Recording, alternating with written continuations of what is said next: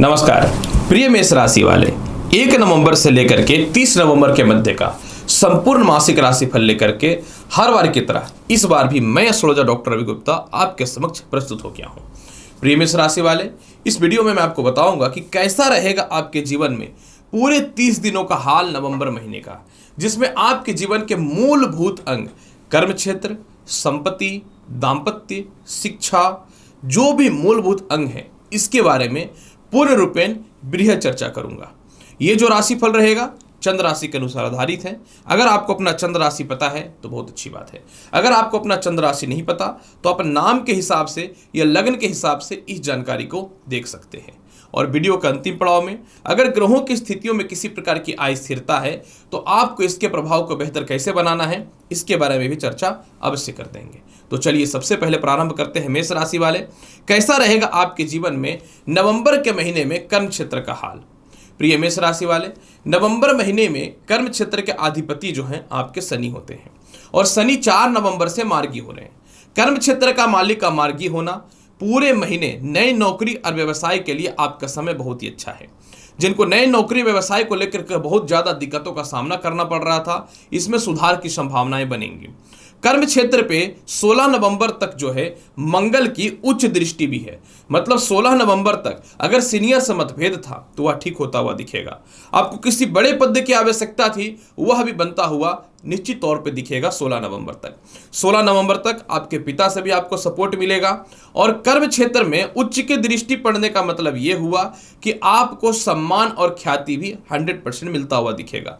मतलब जिनकी नौकरी व्यवसाय बिल्कुल नहीं लग रही थी, बिल्कुल हताश हुए पड़े थे, अब थोड़ा प्रयास कीजिएगा तो 16 नवंबर तक होना तय है। अगर इसके बाद भी आप प्रयास करते हैं तो भी होना तय है, इसमें कहीं से भी कोई शक नहीं है। शनि का 4 नवंबर से मार्गी होना, पंचम भाव पे इनकी दृष्टि जाएगी, अतः लॉटरी सट्टा शेयर मार्केट का लाभ तो आपको देगा, लेकिन थोड़ी अस्थिरतापूर्ण, क्योंकि वहां पे सूर्य की राशि है। पंचम भाव पे इनकी दृष्टि जाने का मतलब हुआ कि जो अपने जीवन में नौकरी व्यवसाय को लेकर के किसी प्रकार को कोई केस मुकदमा या लिटिगेशन में परेशान थे, उससे रिलेटेड भी आपको शनि लाभ की संभावनाओं को बढ़ाना चालू कर देगा। अगर मैं बात करूं कैसा रहेगा विदेश यात्रा का हाल, विदेश यात्रा की बृहस्पति जो है आपकी कुंडली के लग्न में जरूर बैठे हुए हैं, लेकिन वर्तमान स्थिति जो है इनकी वो गोचरवश है, मतलब वक्री अवस्था में गोचरवश। लेकिन शनि का मार्गी होना और दूसरी महत्वपूर्ण बात कि अष्टम भाव पे मंगल का विराजमान होकर के आय स्थान को देखना यह स्पष्ट तौर पे प्रमाणित कर रहा है कि आपके जीवन में 16 नवंबर के बाद विदेश यात्रा का योग बहुत ही प्रबल है, कहीं से भी कोई शक नहीं दिख रहा है। कैसा रहेगा आपके जीवन में नवंबर महीने का आय की स्थिति के बारे में बात करूं, आपके आय कारक शनि 4 नवंबर से मार्गी हो रहे हैं, जो कहीं ना तो कहीं बहुत ही बड़ा गुड साइन और गुड न्यूज भी है। जहां तक बात करूं धन भाव का, तो धन भाव पे जो है इस महीने कुछ ज्यादा ही ग्रहों की दृष्टि पड़ेगी, यानी मंगल की दृष्टि तो कंटिन्यू पूरे महीने आपका धन भाव पे रहना है, सप्तम और अष्टम, और इसके बाद फिर जो है अगर मैं बात करूं तो 6 नवंबर को धन भाव पे बुध का दृष्टि जाना और इसके अलावा जो है 17 नवंबर से धन भाव पे सूर्य की दृष्टि जाना, यह स्पष्ट तौर पे प्रमाणित कर रहा है कि 4 नवंबर के बाद मोटा धन के प्राप्ति के योग बनेंगे और 6 नवंबर के बाद जहां भी आपके पैसे फंसे हुए हैं वह निकलते हुए 100% दिखता नजर आ रहा है। हाँ, एक बात अवश्य है कि सूर्य का अष्टम भाव में जाना यह दिखाता है कि थोड़ी सी परेशानी से धन जरूर आएगा, लेकिन एक चीज में आपको अवेयर होना चाहिए और अवेयरनेस ये मैं बताना चाहता हूं कि 3 नवंबर से शुक्र जो है ये षष्ठम भाव में कन्या राशि में नीच के आ जाएंगे, जो आपके धन भाव के मालिक होते हैं। अतः 3 नवंबर के बाद आपके खर्च के योग भी बहुत ज्यादा बढ़ना चालू हो जाएगा और पैसे के टिकाव में कमी करेगा। अतः इस महीने धन की कमी तो नहीं है, लेकिन अगर आप पैसे ज्यादा बचाते हैं तो आप ज्यादा धन बचा पाएंगे, क्योंकि द्वितीय का अशुभ होना मित्रों के द्वारा या परिवार के द्वारा या किसी रिश्तेदारों के द्वारा या फिर सप्तम भाव में गलत इन्वेस्टमेंट के कारण नुकसान हो सकता है धन का, तो इस मामले में आपको ध्यान देना है। मैं वो सीधी बात कर रहा हूं। कैसा रहेगा दाम्पत्य जीवन का हाल, प्रिय मेष राशि वाले, सूर्य का 17 नवंबर तक तुला में नीच का होना, इसके बाद फिर जो है 16 नवंबर तक मंगल का सप्तम भाव में विराजमान होना, ये दोनों ग्रह वैवाहिक जीवन को डिस्टर्ब करते हैं, क्योंकि इन दोनों का खुद का वैवाहिक जीवन खराब है। मंगल का तो शादी ही नहीं हुआ है और सूर्य का तो खुद का खराब है। इसलिए ये दोनों ग्रह जो होते हैं वैवाहिक जीवन को खराब करने का, ये डाइवोर्स कराने का मूलभूत कारण होता है। तो मैं बहुत ही क्लियर बताना चाहता हूं, 17 नवंबर तक वैवाहिक जीवन में डिस्टरबेंस रहेगा। विवाह को लेकर के कुछ खास रिश्ते देखने को नहीं मिलेंगे। अतः मैं यही बोलूंगा, 17 नवंबर तक अपने दाम्पत्य जीवन को बेहतर बना करके रखने के लिए शांत रहें। हालांकि 17 नवंबर तक आपके जीवन में जो है जीवन साथी के स्वास्थ्य को लेकर भी डिस्टरबेंस रहेगा, या फिर जो है अस्थिरताएं दोनों के विचारों में या जीवन शैली में आ सकता है। 17 नवंबर के बाद सूर्य का और मंगल का अष्टम भाव में आना उल्टा जो वैवाहिक जीवन को खराब कर रहा था, विवाह से सुख का मालिक बन जाएगा। अतः आपके जीवन में 17 नवंबर के बाद वैवाहिक जीवन में सुधार हो रहा है, ससुराल पक्ष से तालमेल बेहतर हो रहा है और विवाह के बहुत ही अच्छे अच्छे रिश्ते भी आएंगे। अगर मैं बात करूं कैसा रहेगा लव लाइफ की स्थिति के बारे में, देखिए 17 नवंबर तक पंचम भाव का मालिक का सप्तम भाव में बैठना लव लाइफ को डिस्टर्ब करेगा, मेंटल टेंशन और अस्थिरता पैदा करेगा ही करेगा, इसके लिए कुछ भी कर ले। हालांकि 3 नवंबर तक राशि परिवर्तन राजयोग रहेगा शुक्र का और सूर्य का, लेकिन कुछ खास प्रभाव नहीं पड़ेगा। 17 नवंबर के बाद आपके जीवन में लव लाइफ की स्थितियों में बहुत ही बेहतर सुधार है। ऊपर से शनि मार्गी होगा तो परिस्थितियों में सुधार हो जाएगा।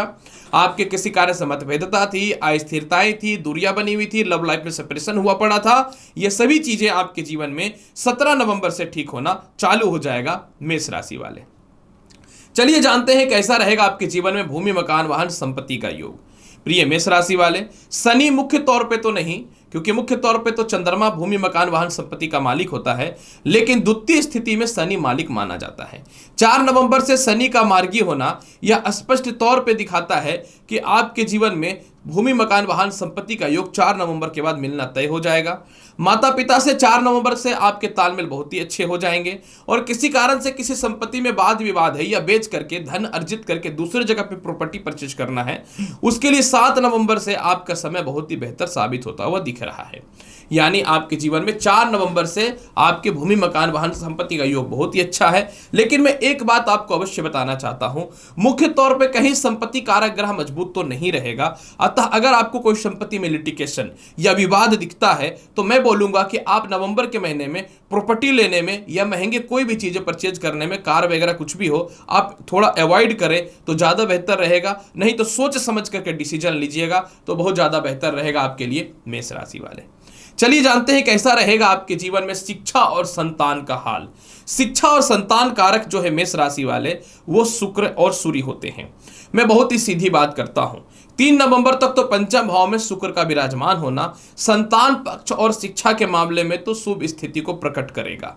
लेकिन 3 नवंबर से 17 नवंबर के मध्य में आपके जीवन में जो है सूर्य का नीच का होना, जो पंचम भाव के अधिपति हैं, यानी आपके जीवन में 17 नवंबर तक संतान को लेकर के डिस्टरबेंस होगा, शिक्षा को लेकर डिस्टरबेंस होगा। 17 नवंबर पर तक अगर कोई इंटरव्यू या जॉब का रिजल्ट आना है तो उसको लेकर के थोड़ी सी नेगेटिविटी भी आ सकती है। 17 नवंबर तक आपके जीवन में प्रथम संतान के हेल्थ को लेकर, करियर को लेकर दिक्कतें आ सकती हैं। 17 नवंबर के बाद सूर्य का मित्रगत राशि वृश्चिक में जाने से उच्च शिक्षा का लाभ है, अच्छे जगह पे एडमिशन के चांसेस मिलेंगे और इंटरव्यू में पास होने के चांसेस बनेंगे। 17 नवंबर तक आपके जीवन में किसी दोस्त के चक्कर में या फिर दाम्पत्य जीवन के चक्कर में या लव लाइफ के चक्कर में या फिर जो है शिक्षा और साथ में काम के चक्कर में आपके शिक्षा दिक्कत हो सकते हैं। तो 17 नवंबर तक आपको अपने शिक्षा पे विशेष फोकस करके रखना चाहिए और यही सेम चीज जो है संतान पक्ष की स्थितियों पे भी घटित होगा। मतलब 17 नवंबर तक अगर आपका संतान असफल होता है या उसकी अस्वस्थता होती है या उससे मतभेद या क्रोध स्थिति बनती है आप दोनों के मध्य में, यानी वैचारिक मतभेदता, तो आपको थोड़ा सा इस बात को समझना चाहिए कि टाइम इसका अभी बहुत अच्छा नहीं चल रहा है। अगर मैं बात करूं स्वास्थ्य के मामले में, मेष राशि वाले 3 नवंबर से षष्ठ भाव में जो है शुक्र नीच के हो रहे हैं।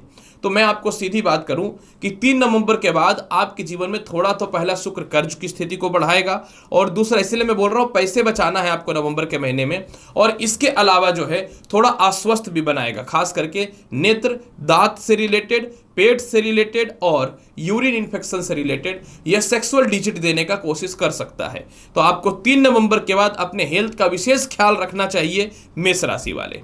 चलिए जानते हैं केस मुकदमा का हाल कैसा है। अगर आप किसी प्रकार के कोई कानूनी परेशानी, संपत्ति से परेशानी या फिर मन में बहुत ज़्यादा अस्थिरता आ गया है, थोड़ा सा इंतजार कर लीजिए।